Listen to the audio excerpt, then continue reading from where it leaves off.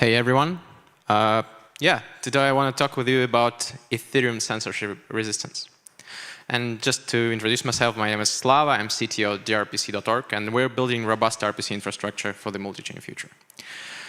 Anyway, when we talk about censorship in the Ethereum context, we typically mean that censorship is some kind of transaction blocking, validators preventing transaction landing in the block or something like that. However, in my opinion, it's actually too narrow. We should define censorship more broadly, and we should talk about it as suppression of information flow. And there are a lot of externalities that actually can influence Ethereum in this way. Let's first look at the few examples that are about censorship. Examples of censorship. First, I want to talk about Bybit hack. And probably a lot of you remember that recently there was a huge hack, a lot of money was stolen. It probably were North Korean hackers. And there were actually a lot of instances of censorship, like their stablecoins were frozen, some bridges and services tried to prevent money laundering. And the question is like, is censorship good now? Because if you try to argue otherwise, some of your opponents will say, do you want North Korean hackers to steal money and launder them to build nuclear weapon? And probably it will be very hard to say, I against censorship. So the other example I want to share is Tornado Cash. Obviously, many of you also know this. At some point, Tornado Cash was sanctioned by US government, and at that point, a lot of different entities tried to censorship smart contracts and front end. And the important thing here to understand is that not only Tornado Cash was censorship itself, it's also everyone who tried to use it and were couldn't, or at least they had some issues with that, were censored as well.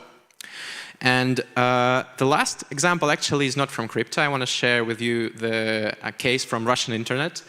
In 2018, Roskomnadzor, or RKN, it's a Russian internet regulator, decided to block Telegram. Probably a lot of you use Telegram right now. And the problem is that they didn't have sophisticated enough tools to block Telegram right away.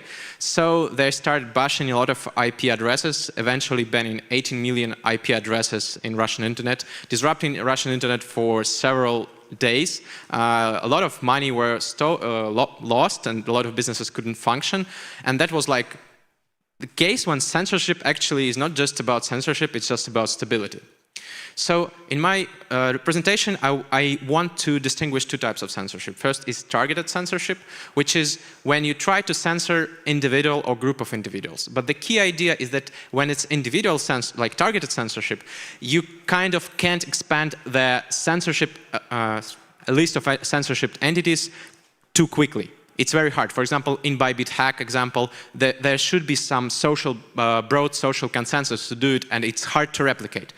All other types of censorship for me are blanket censorship, and it's when you can expand censorship list very quickly, like in a matter of seconds or even hours. And my hot take would be that targeted censorship is actually debatable, whether we want it or not, and we should have this discussion because, if we want, blockchain industry will mature, and there will be more and more questions from states and different regulators to our industry, like how do we strike down the North Korean hackers. However, blanket censorship is unacceptable. And not only because it's good or bad, it's because it's a stability threat. It can bring down the thing that it basically censors. So, as I said, censorship is a broad thing, and I would like to look at the Ethereum censorship resistance and at all of those layers. However, I only have 20 minutes, so I have to go down very quickly. So first, of course, internet, and there are actually a lot of interesting things about you can do on the internet level to, for example, censor Ethereum. However, as I said, I don't have time, but the gist of it is just it's solvable. Internet is a huge place, you can hide, you can blend in. It's possible to resist internet censorship. Then consensus layer, and it's actually, there are some problems, many of you know, I think there are some presentation about it right now, or like this year at least, but it's basically solvable. The idea is that there is some algorithm or trick like inclusion lists or some enshrined proposer builder separation that will help us solve censorship on those levels. at least like most of it. However, then, if you're looking from the perspective of users, then after decentralized consensus, there's some kind of software as a service company that is called typically RPC provider. And user uses frontend deployed on AWS and this frontend asks data from this software as a service company to basically interact with Ethereum. And the problem is that when something happens and FBI comes knocking for those centralized companies, they will censor. They will have options: go to jail or censor, and the choice is obvious. So we don't believe them.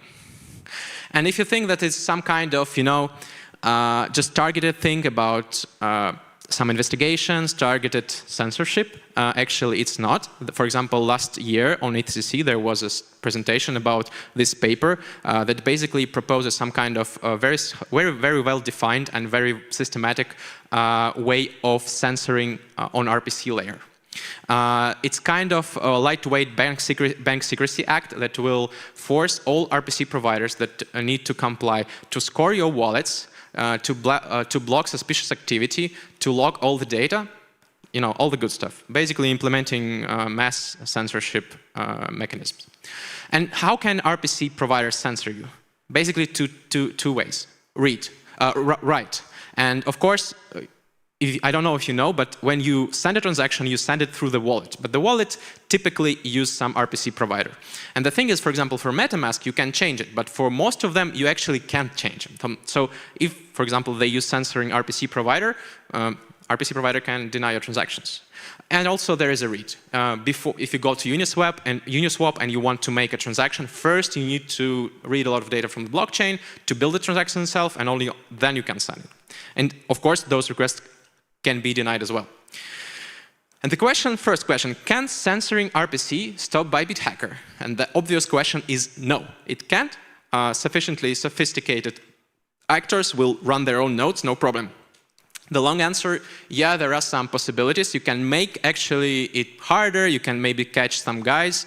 And also, if they run their own nodes, it creates additional digital footprint. There are some attacks that allow you to de-anonymize Ethereum node that actually was from which transaction originated. However, as I said, after a few times, they will learn and it won't work.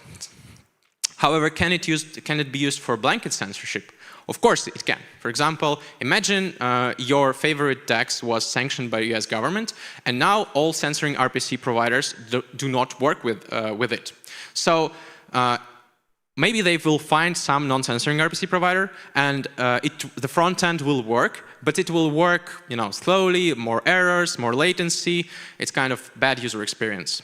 And also, don't forget, you need to find a wallet that will support non-censoring RPC to send the transactions. And of course, it's the same story as with VPN. If you have some blocked website, you can use VPN to access it, but obviously, it's easier to use just alternative. And this way, we can basically censorship out of existence any project we want. And even if there is, for example, a project that does something unique, like Tornado Cash, and you will find a non-censoring wallet, and you will find the front end with non-censoring RPC, and you send the transaction, after that, for example, in a few days, you will go to your favorite DEX to buy more meme coins, I don't know, and nothing works.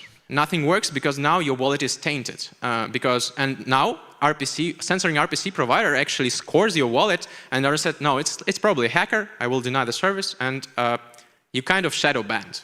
This kind of dystopian future social rating RPC provider layer.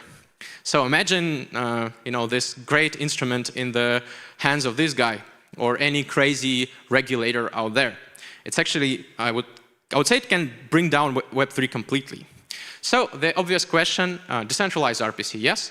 And there are some projects that are at least claim to do it, like Pocket Network or Lava Network. And my hot take would be that decentralized RPCs are dead. And DRPC, maybe you've guessed that D stands for decentralized. We've been trying to do this for 3 years in a way that is not kind of ideological project, but commercial. And at this point, I think that it's not possible. There are 2 things why it's not possible. First, we need to understand who are users of RPC. It's commercial companies who run their own projects, having their own goals, own clients, and they actually don't care about decentralization. And for a good reason, they are not bad just because they have a lot on their plate, a lot of problems they need to solve. They can't be bothered by supply chain decentralization. It's hard enough for them. So they will evaluate your solution based on very simple metrics like reliability, cost, and latency. And if centralized alternatives will have it better, they will go to them. The second problem is, imagine you work with this decentralized RPC provider, and at some point there are some errors. So who you're gonna call? What you do? It's decentralized. You will go to some Discord room to ask community for like, can you help me please? At the same moment when your clients, write you angry messages, asking you to, revive your project, like nobody wants to deal with it. And most of them want just 24/7 support, and they will go to this support line and fix the problem. So in my opinion, it's kind of those 2 reasons why decentralized RPCs, I don't know, in my opinion, are impossible. So the answer may be run your own nodes, but yeah, you probably know the answer. At this point, we see no signs of it being kind of a widespread practice, and I don't see any future where it happens, especially with the L2 explosion as of now. It's just non-viable. So in my opinion, there is actually no solution in the sense like inclusion lists solve the build your censorship problem. However, like the only thing we can do, we need as much RPC provider as possible, and we need a good geodiverse set of different RPC providers in different jurisdictions. So in case this regulation applies, there will be always some RPC provider that is in another jurisdiction. However, we need to understand, like, if we want to understand it, is it possible that RPC is commodity? It's like electricity, everything sells the same stuff. So JSON RPC is standardized. There is no different, the product is the same for Alchemy, for DRPC, and for any other provider. And the second thing that it's hard to enter this market. It means that you need to invest a lot of resources. You need to build a lot of stuff, hire a lot of people, sales, marketing, developers, DevOps, infrastructure. You need to buy a lot of servers, and you need to buy them cheap because nodes are not cheap. So for typical commodity market, it basically looks like that. There are 3 stages. First is called race to zero. As I said, you all sell the same thing. So the only thing to distinguish yourself from competitors is to just drop price. And everyone does it for a while, until there are some big players emerge. And for them, economy of scale starts working. So basically it means that the more requests they have, each individual request will be cheaper, and they will have more money, and they start buying smaller players. And this consolidation phase continues for a while, and after that, oligopoly emerges. Some oligarchs emerge, they control the market, control the prices, control the quality, they control everything. And good examples would be, for example, US Airlines. I think it's now more expensive to fly in America than it was in the 70s. Because there are only 4 US domestic airlines right now. The same similar example would be CDN, cloud provider markets, and there are a lot more examples. So, and if we look at the RPC market right now, there is like 70% of market is controlled by 4 entities, and it's not working. So what can we do about it? So we can basically do 2 things. We can have more ideas how to,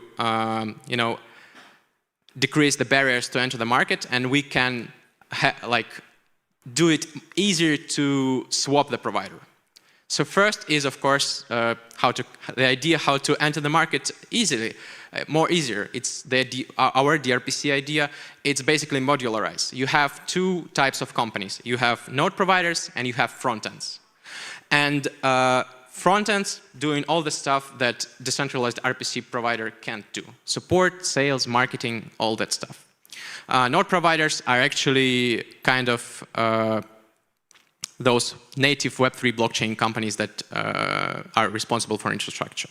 And it's already happening. As I said, DRPC is basically doing it right now, and we're doing it from the start. And I could tell you that right now we are top 5 RPC provider. We do 50% of volume of Alchemy or QuickNode, and we have less than 20 people technical team and less than 30 people sales team with sales and everyone else. And yeah, so we are not alone. Growth, another project that is built on top of Pocket Network Node Runner set. And of course, maybe you've heard about Infura Dean. I think they quietly moved to the same direction as previous two. And there are a lot of course, listed some of the projects that are, those actually very interesting breed of blockchain companies, which are focused on infrastructure. They work with us. They work with Lido, for example, with the Graph protocol. And you should piggyback on them. It will cut the costs. And the second, easy swap. First, we should have all the libraries supporting fallback logic. So you would be able not to use one provider, but several. For example, kudos to VM.js team that already, I think, one of the first who did it. But if your library doesn't support it, there are some smart RPC proxies. For example, we maintained Shekel for several years. There's eRPC on the market you can use. So if your library doesn't support it, just use them. And there is a lot of nice things that you can actually save money. You can improve latency and sometimes do some other stuff that will help you. And the last thing to be able to easily switch is pay-as-you-go. When we started, pay-as-you-go for RPC providers was non-existent. I think we were one of the first who did it. And right now, Alchemy recently changed their pricing to reflect the same as we do. They are now having pay-as-you-go tariff, which is great because it doesn't lock you for. First, it doesn't lock you for a long time on a contract, and the second, even if you have several RPC providers, it allows you not to burn money for having a fallback, which is also very important. And we also building a product, smart RPC proxy right now. If you want to, look more at it, you can go to this URL. But if we do both of those two things, we can have this future. There's basically polyarchy. A race to zero happens still, but because there is easy swap, those companies won't be able to, like the big players, won't be able to burn the market. Basically, for example, going below profitability level until the oligarchy emerge. After which they potentially can increase the prices, and also if it's sufficiently easy to enter the market, they also do not have incentive to burn the market with the prices. That's our goal, I think, and also you can help. If you're building any kind of decentralized application or Web3 application that uses RPC, please just use several RPC providers. It will help you because it will make your application more stable and less prone to RPC problems, but you will also support competition. And I think we should all do that because otherwise we have a quite dystopian future with RPC regulations. So my small takeaways is that first, blanket censorship is unacceptable, and we should, not take it lightly. And RPC layer right now is highly vulnerable and very centralized. So please keep the good fight, help us keep the decentralization, and be safe. If you want to check out DRPC, go to drpc.org. If you want to follow me on Twitter, you can scan this QR code. And that's it for me.